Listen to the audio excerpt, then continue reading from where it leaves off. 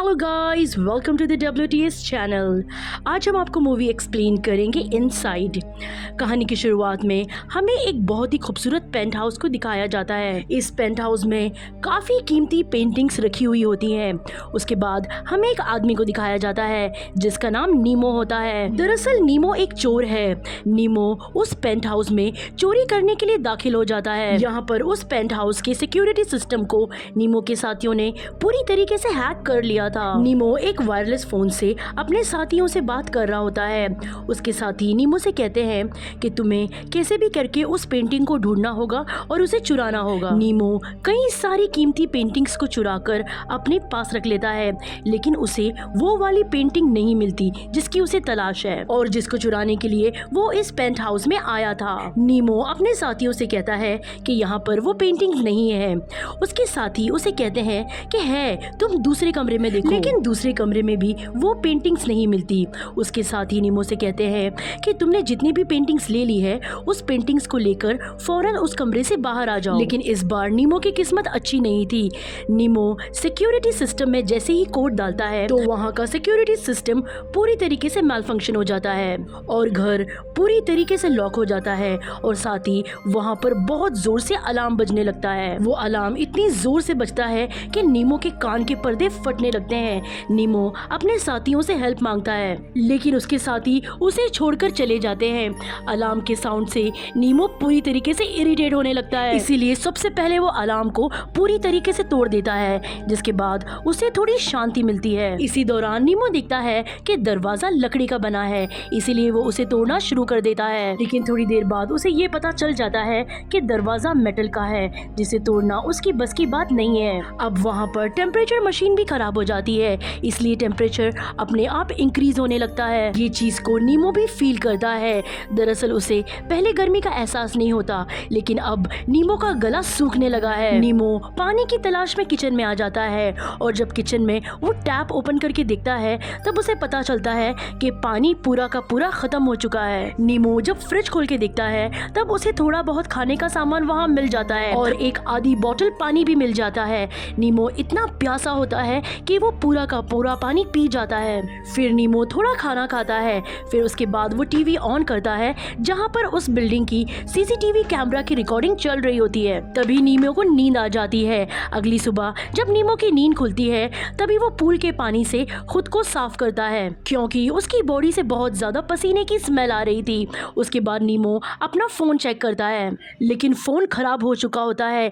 नीमो को कुछ समझ नहीं आ रहा होता कि वो इस घर से कैसे बाहर निकलेगा। तभी नीमो ये देखता है कि घर की विंडो कांच की बनी हुई है, इसलिए उस कांच को तोड़ने के लिए नीमो उन पर पत्थर मारता है, लेकिन विंडो पर एक भी खरोच नहीं आती क्योंकि वो विंडो बुलेट प्रूफ होती है। इसी दौरान नीमो को बहुत प्यास लगती है, लेकिन तभी उसे ये भी पता चलता है कि पानी तो पूरा का पूरा खत्म हो चुका है। तभी वो सोचता है कि वो पूल का पानी पिए, लेकिन अगर वो पूल का पानी पीने लायक होता तो वो यहाँ पर क्यों होता। नीमो फिश टैंक के पानी को पीता है, लेकिन वो पानी बहुत ही ज्यादा कड़वा था, इसलिए नीमो उस पानी को थूक देता है। लेकिन नीमो फिर अपनी प्यास बुझाने के लिए फ्रिज खोलता है, उसमें से बर्फ निकालता है और बर्फ खाकर वो अपनी प्यास बुझाता है। इसी दौरान नीमो की नजर ऊपर स्काईलाइट पर पड़ती है। उसे ऐसे लगता है कि वो इस स्काईलाइट को निकालकर यहाँ से निकल सकता है, लेकिन वहाँ तक पहुँचना इतना आसान नहीं था। नीमो घर के सारे फर्नीचर को स्काईलाइट के नीचे इकट्ठा कर लेता है ताकि वो स्काईलाइट तक पहुँच सके,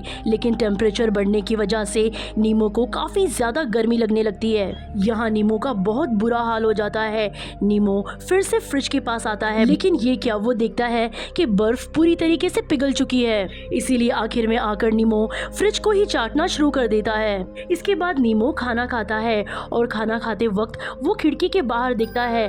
तब वो ये देखता है कि बारिश हो रही होती है। ये देखकर उसे काफी दुख होता है क्योंकि अंदर वो बेचारा प्यासा था और बाहर बारिश हो रही है।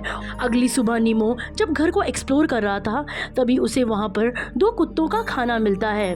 और साथ ही उसे कुछ आवाज भी आती है। नीमो उस आवाज को फॉलो करने लगता है और वो आवाज आ रही थी प्लांट शावर से, जहाँ पर बहुत सारा पानी निकल रहा था। नीमो ये देखकर बहुत खुश होता है, वो जी भर के पानी पीता है और फिर वो पानी आना बंद हो जाता है। इसके बाद नीमो अपने काम पर लग जाता है। वो घर के बाकी फर्नीचर को स्काईलाइट के नीचे रखना शुरू कर देता है। इसी दौरान नीमो की नजर पड़ती है सीसीटीवी पर।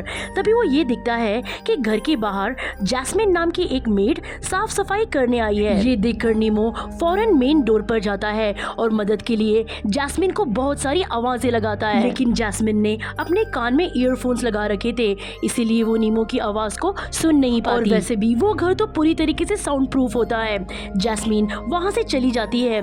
ये देखकर नीमो को बहुत गुस्सा आता है और इसके कुछ देर बाद नीमो ठंडी हवाओं को महसूस करता है, क्योंकि टेम्परेचर मशीन से अपने आप ही कोल्ड मोड ऑन हो गया था। अगली सुबह हम ये देखते हैं कि नीमो ने प्लांट शावर से पानी इकट्ठा करना शुरू कर दिया है। साथ ही नीमो मजबूरन अपनी भूख मिटाने के लिए कुत्तों का खाना खाता है और उसके बाद नीमो एक कांच के वास को तोड़ देता है और फिर उस कांच के वास की मदद से वो अपने लिए एक चश्मा बनाता है, जिसे पहनकर नीमो स्काईलाइट के करीब जाकर सीमेंट को तोड़ना शुरू कर देता है। दरअसल स्काईलाइट पर एक कांच की विंडो लगी हुई है। अगर नीमो को यहाँ से निकलना है, उसे वो स्काईलाइट की विंडो को तोड़ना होगा, लेकिन ये नीमो के लिए इतना आसान नहीं था। बहुत मेहनत करने के बाद वो थोड़ा ही सीमेंट निकाल पाता है। इसके बाद नीमो को यहाँ पर बहुत ही ज्यादा भूख लगने लगती है, लेकिन नीमो देखता है कि यहाँ पर खाने को कुछ भी नहीं है और कैसे भी करके नीमो को अपना पेट भरना था, इसीलिए वो किचन में जाकर कच्चा पास्ता खाने लगता है। नीमो सिर्फ अपने सीसीटीवी पर लोगों को बाहर आते और जाते देख रहा होता है, क्योंकि यहाँ पर नीमो के पास कुछ करने के लिए था ही नहीं।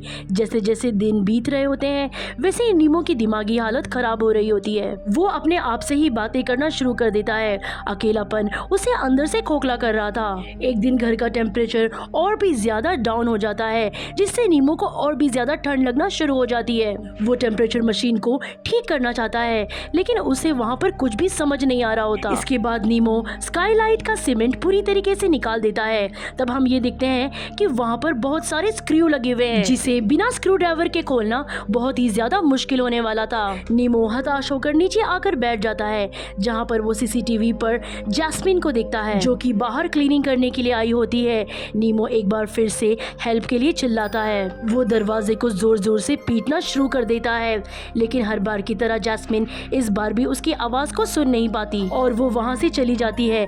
नीमो को यहाँ पर बहुत ज्यादा गुस्सा आता है, लेकिन वो बेचारा कर भी क्या सकता था। नीमो गुस्से में आकर घर के ओनर की और उसकी बेटी की फोटो को बिगाड़ देता है। एक दिन क्लोजेट में नीमो को एक खुफिया रास्ता नजर आता है। वहाँ पर उसे वो पेंटिंग दिख जाती है जिसे चुराने के लिए वो यहाँ पर आया था। उसे वहाँ पर एक बाइबल भी मिलती है, जिसके बाद नीमो स्काईलाइट की स्क्रू निकालने के लिए लकड़ी से एक टूल बनाता है और जैसे ही वो उस लकड़ी के टूल से स्क्रू खोलने लगता है, वो लकड़ी टूट जाती है। लेकिन नीमो यहाँ पर हार नहीं मानता। वो बहुत मुश्किल से मेहनत करने के बाद एक स्क्रू खोलने में कामयाब हो जाता है। अपनी भूख मिटाने के लिए नीमो फिश टैंक से मछलियाँ निकाल कर काट कर खा जाता है। हालांकि नीमो ऐसा कुछ भी नहीं करना चाहता, लेकिन भूख इंसान से ये सब करा देती है और इसके बाद फिर से वो स्काईलाइट से स्क्रू निकालना शुरू कर देता है और तभी ही नीमो का बैलेंस बिगड़ जाता है और वो ऊपर से सीधा नीचे आ गिरता है, जिससे उसके पैर में चोट लग जाती है। उसे यहाँ पर बहुत ही ज्यादा दर्द होता है। इसी तरह नीमो को यहाँ पर कुछ और दिन बीत जाते हैं और अब नीमो विंडो से बाहर लोगों को न्यू ईयर सेलिब्रेट करते हुए दिखता है। ये न्यू ईयर नीमो के लिए बहुत ही अलग होने वाली थी। उसके बाद नीमो देखता है कि जैस्मिन घर के अंदर आ चुकी है। वो उसके पास आ जाती है और वो उसके साथ फिजिकली क्लोज हो जाती है, लेकिन ये नीमो का सिर्फ एक सपना होता है, क्योंकि वो घर के अंदर अभी भी अकेला है। अगली सुबह हम ये देखते हैं कि नीमो ने अपने पैर पर पट्टी कर ली होती है और नीमो की नजर ऊपर फायर अलार्म पे पड़ती है। इसके बाद नीमो आग जलाकर फायर अलार्म को पूरी तरीके से एक्टिवेट कर देता है। तभी घर के अंदर पूरी तरीके से पानी गिरना शुरू हो जाता है। यहाँ पर नीमो मदद के लिए सबको पुकारता है, लेकिन इसका कोई भी फायदा नहीं होता। नीमो को यहाँ पर बहुत ही गुस्सा आ रहा होता है, क्योंकि उसके साथ इतना कुछ अंदर हो रहा था, वो इतना सफर कर रहा था, लेकिन बाहर के लोगों को इस बारे में कुछ भी पता नहीं हो रहा था। इसके बाद नीमो एक कोने में जाकर बैठ जाता है और पानी पड़ना बंद हो जाता है। अगले दिन हम नीमो को देखते हैं जो कि बाइबल को रीड कर रहा होता है। नीमो को यहाँ पर अपनी गलतियों का एहसास हो रहा होता है। और इसके बाद हम कुछ और बात का टाइम देखते हैं जहाँ हम नीमो को देखते हैं जो कि बहुत ही कमजोर हो चुका था और उसने स्काईलाइट से पूरे के पूरे स्क्रूज निकाल दिए थे। उसके बाद नीमो इस घर के ओनर के लिए दीवार पर एक मैसेज लिखता है। नीमो लिखता है कि तुम्हारे लिए घर जन्नत होगा लेकिन मेरे लिए घर सिर्फ एक पिंजरा था और आई एम सॉरी मैंने तुम्हारे घर को डिस्ट्रॉय कर दिया है, क्योंकि चीजों के वापस बनने के लिए उनका डिस्ट्रॉय होना बहुत ही ज्यादा जरूरी है। और इसके बाद हम ये देखते हैं कि नीमो फर्नीचर से होते हुए स्काईलाइट विंडो तक पहुंच जाता है और नीमो विंडो से उस ग्लास को निकालकर फेंक देता है। और उसके बाद हम देखते हैं कि वहां पर नीमो नहीं होता क्योंकि नीमो स्काईलाइट विंडो के जरिए से बाहर जा चुका है। और इसी के साथ ये मूवी जिसका नाम है इनसाइड यहीं पर खत्म हो जाती है। उम्मीद करते हैं कि आपको ये मूवी पसंद आई होगी। आज की वीडियो में बस इतना ही, लेकिन नेक्स्ट टाइम हम फिर मिलेंगे एक नई और इंटरेस्टिंग कहानी के साथ।